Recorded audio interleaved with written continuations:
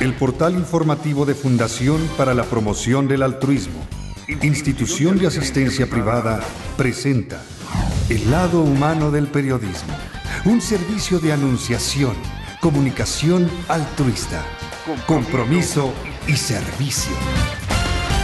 Hola, ¿qué tal? ¿Cómo están todos ustedes? Me da mucho gusto saludarles. Esto es Anunciación TV y esta mañana de miércoles comenzamos con noticias respecto de asuntos de la sociedad mexicana, pero también de la sociedad humana a nivel mundial. Todo lo relacionado con los niños tiene que ver también con los adultos, porque si los niños están mal, es termómetro de cómo están papá, mamá, abuelos, tíos, todos los adultos que les acompañan en el camino de la vida o que no les acompañan y por eso los niños están mal. ¿Qué es lo que está pasando? Pues si tomamos el tema del trabajo como una medida para evaluar la presencia de los padres en la vida de sus hijos, la capacidad de proveer lo necesario para que ellos vayan a la escuela, para que vayan y reciban servicios de salud, para que ellos estén tranquilos en una casa segura, que sea propiedad de su familia, etcétera. Si esto no está sucediendo es porque también la injusticia social está provocando estas situaciones de vida. Entonces tenemos que la Organización Internacional de Trabajo y la Confederación de Trabajadores de México han hecho una denuncia muy fuerte aquí en la República Mexicana. Tomo las noticias del Universal, usted puede revisar esta noticia en eluniversal.com.mx al detalle, y habla de que en México son 3.035.000 niños los que están trabajando. Y estos niños, pues 3.035.000 menores dependerían de 6 millones de adultos. 6 millones de adultos que seguramente no tienen trabajo y que están pues exigiendo a sus hijos u orillando a sus hijos a que ellos trabajen para que puedan ganarse el pan de cada día desde temprana edad sin que tengan oportunidad de ir a la escuela, porque cuando hablamos de 3.035.000 niños trabajando, estamos suponiendo también que gran parte de ellos o casi todos no están yendo a la escuela. Entonces la Organización Internacional del Trabajo y la Confederación de Trabajadores de México coincidieron en la necesidad de conjuntar esfuerzos para erradicar el trabajo infantil en México. Tomás Wisin, director de la OIT para México y Cuba, dijo que si bien en el mundo hay tendencia a la baja del fenómeno, no hay que bajar la guardia, por lo que se tiene que hacer un esfuerzo coordinado y decidido ante este fenómeno, en el que se estiman que entre 700 y 800 mil de los 2 millones que trabajan entre 14 y 17 años de edad, solamente entre 700 mil y 800 mil de 14 a 17 años de edad, trabajan en situaciones de riesgo y muy peligrosas. Expuso que para contribuir a disminuir el fenómeno, entre otras cosas, se requiere enfocar acciones en favor de la educación, mejores salarios para los padres o generar empleo para los padres, para que los menores no se vean en la necesidad de salir de su hogar a buscar ingresos, a buscar también asegurar la protección social y la inscripción del trabajo, así como identificar y elaborar protocolos.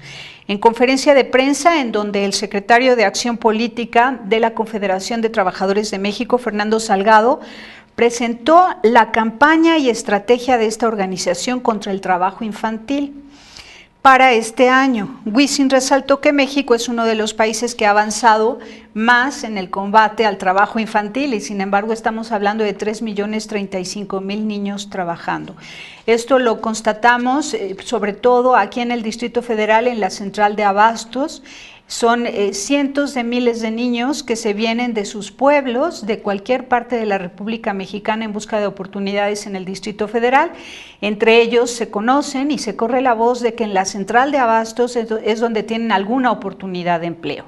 De ahí trabajan como carretoneros, trabajan cargando bultos, cargando cajas pesadas de frutas y verduras, y tienen albergues temporales que la sociedad civil pone para ellos, algunas oportunidades de hacer deporte, alguna educación para defenderse ante la situación que se vive en el Distrito Federal, y muchos de ellos han acabado en conflicto con la ley. Han acabado en conflicto con la ley porque los adultos que trabajan en estas zonas Algunos de ellos han abusado de estos chicos, abusado de su ingenuidad, de su inocencia. Muchos de ellos son indígenas, no hablan bien el castellano y son confiados, no tienen clara la idea de la propiedad privada y entonces consideran que todo es de todos y que si hay abundancia es para compartir, entonces cometen robo sin saber que están robando propiamente y entonces, bueno, acaban en la cárcel por cuestiones de abuso, de engaño, de extorsión. Fernando Salgado, el diputado federal por el PRI, miembro de la Comisión del Trabajo, Economía y Seguridad, dijo que está en discusión en los congresos locales la reforma para elevar de 14 a 15 años la edad mínima para la admisión al empleo. Imagínense ustedes, de 14 a 15 años, cuando la OIT está esperando que sea una edad pues mucho más alta, que sea pues mínimo 18 años, a fin de que garantizando en paralelo la educación, el trabajo y buenos salarios para los padres de familia, etcétera, los niños no trabajen hasta que cumplan 18 años de edad. Sin embargo, en las comisiones de Trabajo, Economía y Seguridad Social, el PRI está proponiendo que se aumente la edad de 14 a 15 años de edad como mínimo para la admisión al empleo. Consideró que el hecho de que los menores trabajen no reduce el índice de pobreza de las familias, por lo que se requieren acciones, en lo cual coincidió Wisin, como la educación. Detalló que en el país viven 39 millones de niños, estamos hablando de México, 39 millones de niños, niñas y adolescentes, lo que significa que el 35% de la población del país tiene menos de 18 años, 35% de la población en México menos de 18 años de edad, y esta es una gran noticia porque es un país que todavía tiene una población joven importante y sin embargo también un reto enorme porque para ellos no está habiendo expectativas de desarrollo, no está habiendo la cobertura necesaria para satisfacer sus necesidades y tampoco se ha avanzado mucho aún en la reforma educativa, que es el tema de conversaciones hoy en la República Mexicana. Otro tema en relación a los niños es el bullying, donde resulta que 6 de cada 10 están siendo víctimas de bullying. Hay un índice de violencia tremendo, un estado de estrés, de agresividad y de violencia en la población infantil en la República Mexicana, dado el ambiente social, económico y político que viven los adultos, que tanto la reforma educativa, el modelo educativo, la cobertura de servicios de salud, la atención para la salud también psicoemocional de los niños, son retos que tiene México todavía que asumir y resolver. Entonces dice que el 35% de la población del país tiene menos de 18 años y más de 3 millones de entre 3 y 17 años. Ellos no asisten a la escuela. ¡Qué barbaridad! Más de 3 millones de entre 3 y 17 años de edad no asisten a la escuela aquí en la República Mexicana, y del total de los que viven en zonas rurales, casi el 27% padece pobreza extrema. En su mayoría trabajan en el campo, el comercio y el servicio. En tanto que de los niños y las niñas ocupados, 25% recibe más de 3 salarios mínimos, 47% no percibe ninguna remuneración, trabajan a cambio de comida. Señaló que por entidad federativa, donde más niños trabajan es en el estado de Guerrero, con el 17.5%, le siguen Nayarit y Zacatecas con 16.6%, y en Chihuahua se registra que el 3.3% de la población infantil de 3 a 17 años de edad trabaja, en el Distrito Federal el 5.2% y Baja California el 5.6%. Así que en la medida que haya niños en una nación trabajando, podemos decir y estar seguros que no está habiendo justicia social. Vamos a un corte y regresamos.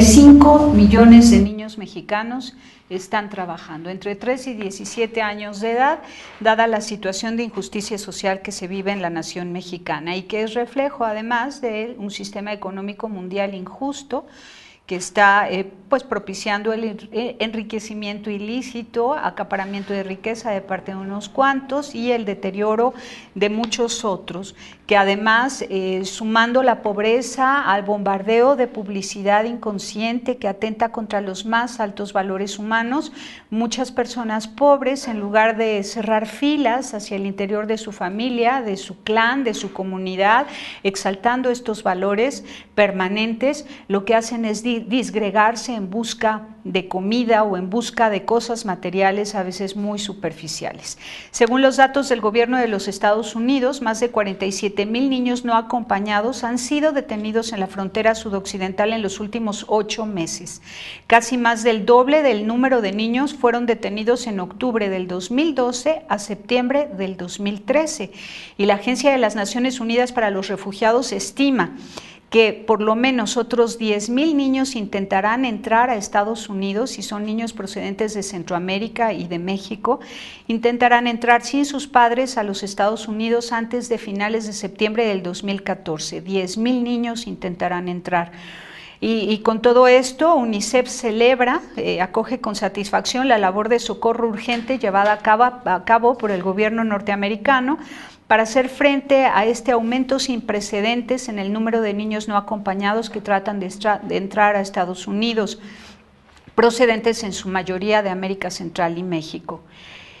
Un aumento en el número de niñas entre los niños migrantes resulta preocupante, ya no solamente son varones, sino que también las niñas y los niños más pequeños son los más vulnerables, dice el boletín de UNICEF, y requieren de una protección especial. En cierta medida, en un dato tranquilizador, dice UNICEF, saber que las actividades de socorro servirán para proporcionarles vivienda, alimentación, atención médica, asistencia jurídica y educación adecuadas, entre tanto son deportados.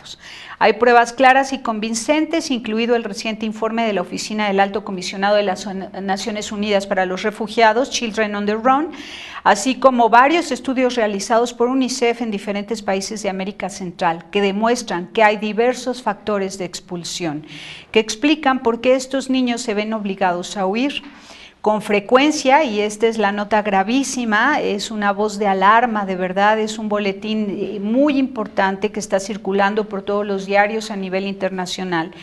Resulta que se demuestra que hay diversos factores de expulsión. Con frecuencia, los niños y las niñas escapan de la persecución por parte de bandas y grupos delictivos, de la brutalidad y la violencia que existe en sus propias comunidades e incluso en sus hogares. Hay datos aquí en la República Mexicana de 16,000 niños víctimas de la explotación sexual, comercial, infantil y juvenil. Y el 60% de los niños que son víctimas de violencia sexual lo son en el seno de su familia. Entonces, este boletín advierte que esta violencia, la brutalidad y la violencia sucede incluso en sus hogares, así como de una situación persistente de pobreza y de desigualdad. Estos fenómenos afectan a los países de toda la región de Centroamérica y la República Mexicana, por supuesto, a medida que aumenta el número de niños que se embarcan en viajes peligrosos y que ponen en riesgo sus vidas para buscar fuera de sus países la seguridad y la protección que necesitan. Y ya sabemos las historias de los migrantes. El padre Solalíndes ha hecho grandes denuncias respecto de este asunto, donde pues los migrantes sufren vejaciones, explotación, se da mucho ahí la raíz de la trata de personas, la prostitución, el comercio, etcétera. El comercio de personas es una cosa espantosa que estamos viviendo, y todo por alejarnos de Dios. Lo digo con todas sus letras. Tenemos que hacer una revisión y abrazar la verdad para que se reconozca al ser humano como la maravilla de la creación, lo más importante de toda la obra de Dios. Resolver las necesidades, sigue diciendo este boletín de UNICEF, de estos niños migrantes, algunos de los cuales apenas tienen edad suficiente para caminar, exige medidas firmes de coordinación y cooperación a través de las fronteras por parte de los funcionarios de aduanas y de los encargados de hacer cumplir la ley, así como de los cuidadores y del público en general que podrían entrar en contacto con estos niños. UNICEF hace un llamamiento a los gobiernos de los países de donde huyen estos niños y menciona México, El Salvador, Guatemala y Honduras, todos ellos signatarios de la Convención sobre el Derecho del Niño, para que hagan todo lo que esté a su alcance para proporcionar a los niños en sus propios países el apoyo, la atención, la protección, la educación y las oportunidades de preparación para la vida activa que necesitan con tanta urgencia. ¡Qué barbaridad! México, El Salvador, Guatemala y Honduras. Todas las personas que viven en estos países tendrían que poner atención y sea cual sea su misión en estas naciones, que vayan tomando como tema transversal la protección a los niños. En todas sus acciones, sigue diciendo UNICEF en este boletín, en favor y en nombre de los niños, las autoridades deben guiarse por el espíritu y los principios de la Convención sobre los Derechos del Niño y la Convención sobre el Estatuto del Refugiado. Por encima de todo, su responsabilidad es actuar teniendo en cuenta el interés superior del niño. Claro, cuando los niños vuelvan a ser importantes, entonces podremos decir que la humanidad va caminando en dirección correcta. Vamos a un corte y regresamos.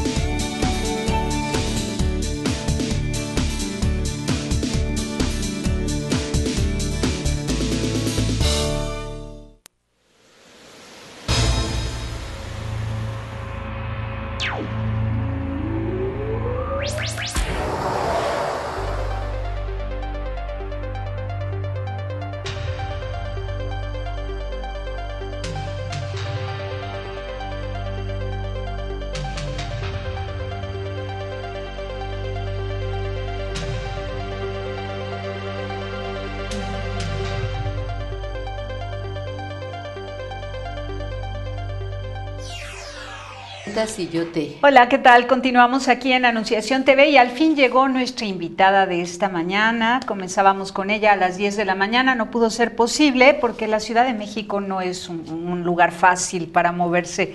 Es Maga Albarrán, ella es arquitecta, pero también es psicóloga, psicoterapeuta y es una mujer pues que ha trabajado mucho desde los 14 años de edad, dando catecismo, dando pláticas de evangelización, acompañando madres solteras en su proceso de encuentro con Jesucristo dentro de la Iglesia Católica.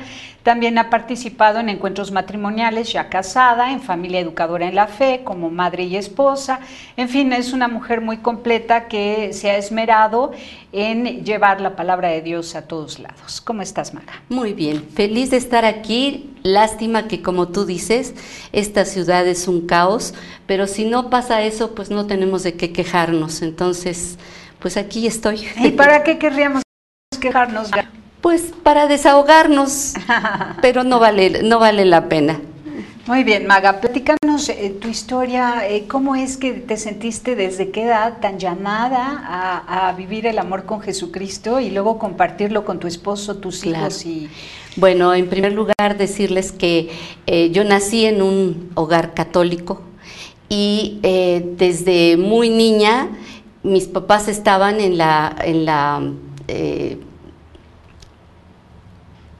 con los jesuitas, y nos llevaban a las pláticas en la Sagrada Familia con el Padre Maya, en la Congregación Mariana de Familias.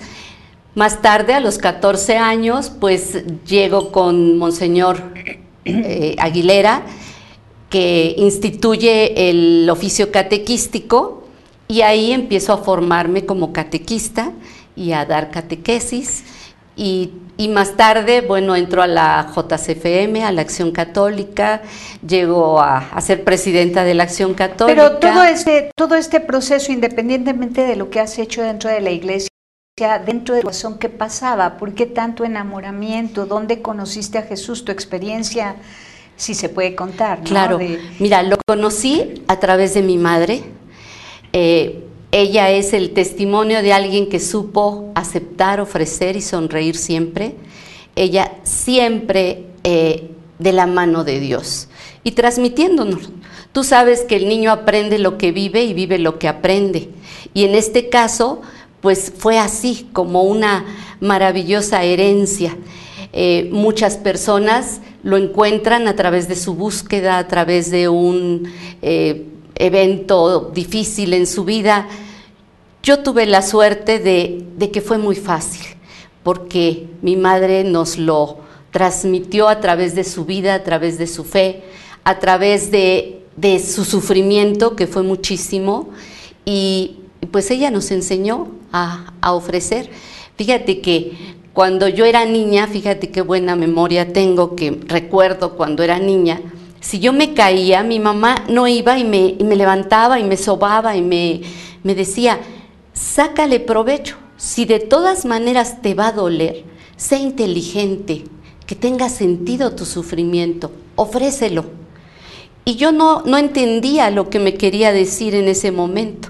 Lo entendí cuando la vi a ella ofrecer sus embolias, sus trombosis, sus enfermedades, todo lo ofrecía. Entonces, pues ahí es en donde nos damos cuenta que las mamás somos grandes modelos, no de las pasarelas de las grandes marcas, pero sí de la pasarela de la vida. Con nuestra propia vida estamos modelando actitudes, valores, y ahí es en donde esa mamá es creíble, ¿verdad? Y cuando tuve que poner en práctica lo que ella me transmitió, pues fue cuando más la bendije. Ahora dime, Maga, de todas formas, en el interior de tu corazón habrá habido algunas dudas, cuestionamientos, porque podemos decir, seguro Dios quiere mucho a mi mamá, pero a mí, o sea, ¿en qué momento te empiezas tú a cuestionar esta etapa necesarísima para reafirmarte en la fe, que es cuestionar, dudar, hablar directamente con Dios, leer por tu cuenta la palabra de Dios, y entonces cerciorarte de que efectivamente para Dios eres importante? ¿Cómo se dio esto en tu vida? Pues mira, esto se da, insisto, de una manera muy, muy fácil, y pues yo creo que yo ya lo traía introyectado.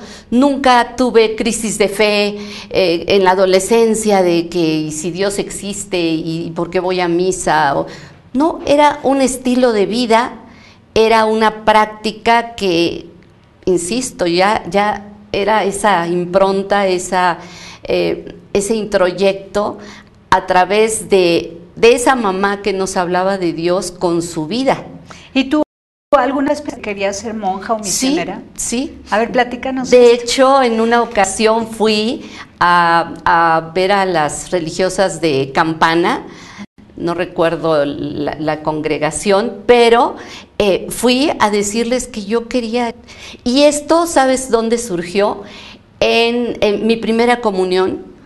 Cuando hice mi primera comunión, nos llevaron a un retiro, tenía yo 9 años, y nos llevaron a un retiro con las madres del Espíritu Santo de Tecoyotitla. Y bueno, yo quedé fascinada con las madres que jugaban voleibol, que cantaban, que tocaban la guitarra, que hacían oración, yo quedé encantada y dije, yo quiero ser monja.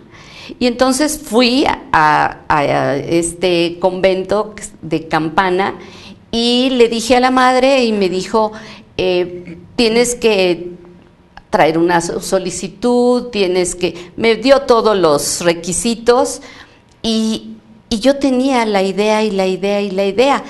Claro, mi papá era el que no estaba de acuerdo y lo olvidé muy pronto, realmente no insistí. Pero cada vez que yo voy a un retiro, cada vez que yo veo, estoy en un convento, no sabes cómo se me antoja, ¿eh? Claro, tengo una misión y tengo una vocación que he de seguir como madre, como esposa, ahora como abuela. Pero ¿en qué momento cambiaste de ruta y decidiste ser esposa? O al menos descubrir que querías ser esposa, pero no de cualquier hombre, sino de un hombre muy cristiano igual que tú. Sí, fíjate que estamos hablando de la vocación de una mujer que sí, es madre, sí, esposa, sí, pero no podía haberse casado con cualquier hombre. Claro. Porque además tuviste inquietudes de vida religiosa, entonces. Sí, fíjate que yo en la vida he sido muy multiforme, todo me encanta. Ser esposa, ser monja, ser actriz, ser conferenciante, me encanta todas las facetas que puede tener un ser humano en la línea del bien. Entonces, bueno, pues no se me dio lo de ser monja. ¿Por qué no se te dio? ¿Probaste? ¿Viviste en un convento un tiempo o no? No. ¿Encontraste novio antes de Encontré novio, un novio que me conoció a los 7 años y que durante toda mi vida lo quise muchísimo. ¿A los 7 años de edad? Sí, era el mejor amigo de uno de mis hermanos y desde ese momento pues yo lo quería muchísimo. Lo quería como hermano también, como hermano mayor y poco a poco él fue descubriendo que a mí me quería de otra manera y entonces a mí me costó mucho trabajo porque dije, ¿qué es esto? Pero si es mi hermano, a todo el mundo se lo presentaba como mi hermano. Y finalmente, bueno, pues me convenció y nos casamos. ¿A qué edad te convenció? A los 18 años, cuando estaba yo en la preparatoria, duramos 2 años, 9 meses de novios, y nos casamos cuando yo tenía 21 años y él 28. ¿Y él supo de tus inquietudes a la vida religiosa? Sí. ¿Y qué decía? ¿Qué recuerdas que decía cuando solo eran amigos, hermanos? Como que él sabía que a mí todo me gustaba, todo me atraía, y él no era muy religioso porque también su mamá se cambió al cielo cuando él tenía 18 años precisamente, y bueno, pues como que se refugió mucho en mi casa. Y entonces pues nosotros éramos de viernes primero, de misa, y él nos acompañaba y empezó a vivir ese estilo de vida con nosotros. ¿Y cuántos hijos tienen? ¿A qué edad se casaron primero? Nos casamos cuando yo tenía 21 y él tenía 27. Y tenemos 4 hijos. Él realmente encontró a Dios así en una forma espontánea, digamos, cuando hicimos el encuentro matrimonial. Tuvo ese doble encuentro. Y a partir de ahí entramos a Familia Educadora en la Fe juntos, trabajamos juntos en el área de matrimonios y pues hemos seguido caminando. Tenemos 4 hijos, 2 niñas y 2 niños, bastante grandes, pero para nosotros siguen siendo nuestros niños.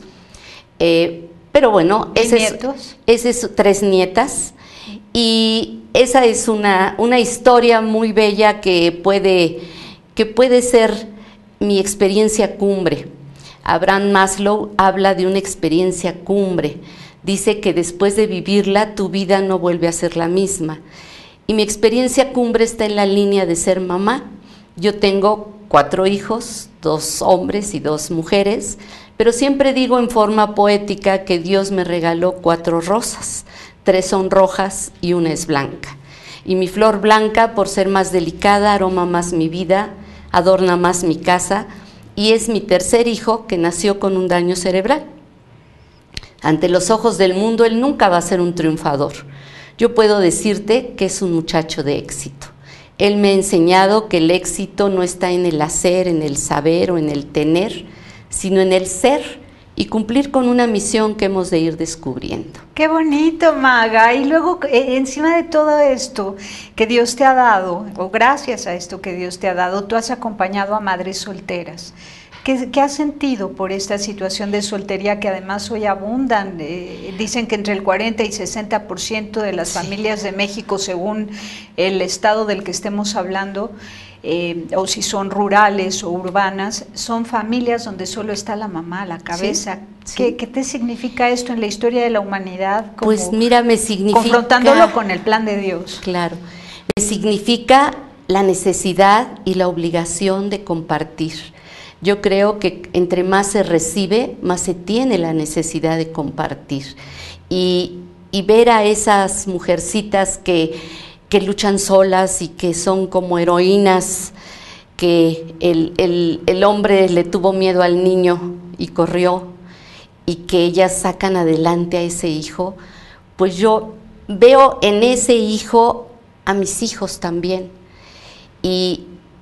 Y terminando mi experiencia cumbre, yo te puedo decir que mi Jimmy me ha enseñado en esa misión que él tiene de ser mi gran maestro. Él me ha enseñado a levantar los ojos al cielo y a necesitar de Dios. Me ha enseñado a contemplar el milagro de todos los días en lo pequeñito. Me ha enseñado a dar gracias y me ha enseñado a sonreír, porque él sonríe siempre. Qué bueno. ¿Qué edad tiene Jimmy? Jimmy ahorita tiene 43 años ya. ¿Con discapacidad intelectual profunda o leve? Leve, leve, pero bueno, es un muchacho muy funcional, que incluso en algún otro momento les vengo a contar cómo me salvó la vida, y quiero decirte que yo no lo cambio por nadie, ni por la mención honorífica en Harvard, ni por ningún otro. Y precisamente él me ha enseñado a compartir, a sonreír. A mí todo el mundo me dice, tú no tienes problemas, ¿verdad? Tú eres la mujer feliz. Siempre llegas con una sonrisa, haciendo una broma, contando un chiste. Tú no has de tener problemas. Y yo les digo, no tengo problemas, tengo experiencias. Qué lindo, porque veo tu intimidad con Dios, veo tu vida de iglesia en comunidad con tu familia y la parroquia. Tu servicio apostólico, tu maternidad especial con un hijo con discapacidad y este apostolado especial con las madres solteras. Ahora, la próxima vez nos traes a tu hijo. Claro, Maga, que sí, lástima claro que llegaste sí, tarde al programa. Sí. Nos hubiera encantado platicar. ¿Sabes que tengo una nieta que su vocación es ser santa?